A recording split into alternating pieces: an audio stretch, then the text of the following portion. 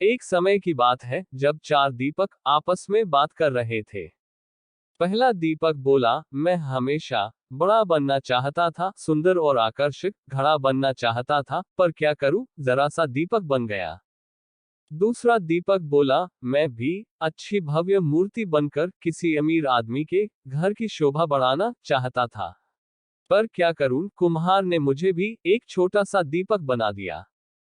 तीसरा दीपक बोला, मुझे बचपन से ही पैसों से प्यार है, काश मैं गुल्लक बनता तो हमेशा पैसों से भरा रहता, पर मेरी किस्मत में ही दीपक बनना लिखा होगा। चौथा दीपक खामोश रहकर उनकी बातें सुन रहा था। अपनी अपनी प्रतिक्रिया देने के बाद तीनों दीपों ने चौथे दीपक से भी अपनी जिंदगी के बारे में कुछ कहने को कहा। चौथे दीपक ने कहा, भाइयों, कुम्हार जब मुझे बना रहा था तो मैं बहुत खुश हो रहा था, क्योंकि वह मुझे बनाते वक्त प्रसन्न था।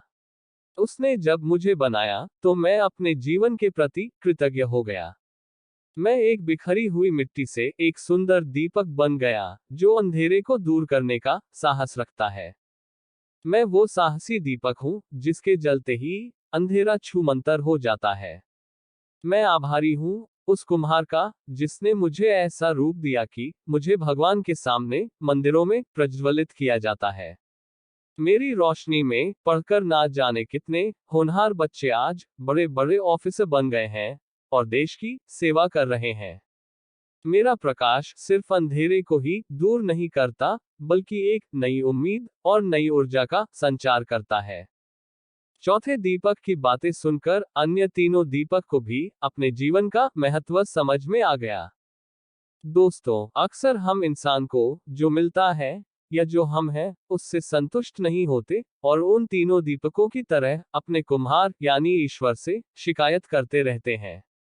लेकिन अगर हम ध्यान से देखें तो हमारा जीवन अपने आप में बहुत महत्वपूर्ण है और हम जो हैं, उसी रूप में इस जीवन को सार्थक बना सकते हैं। इसलिए चौथे दीपक की तरह हमारे पास भी जो है, उसमें संतुष्ट होकर अपना सर्वश्रेष्ठ जीवन जीने का प्रयास करना चाहिए।